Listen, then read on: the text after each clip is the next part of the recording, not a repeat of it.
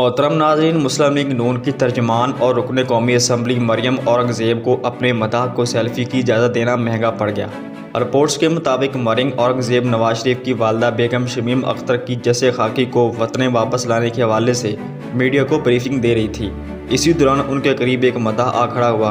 Press conference ख़त्म होने के बाद मदाह ने मरियम औरंगज़ेब से सेल्फी की फरमाइश की। मरियम औरंगज़ेब ने सेल्फी की इजाज़त दी तो मदाह ने एक सेकंड इंतज़ार किए बगैर उनके कंधे पर हाथ रखा और अपने करीब करके सेल्फी लेने लगा। मरियम औरंगज़ेब ने सेल्फी लेने वाले शख्स का हाथ झटका और फिर वहां से रवाना हो गई।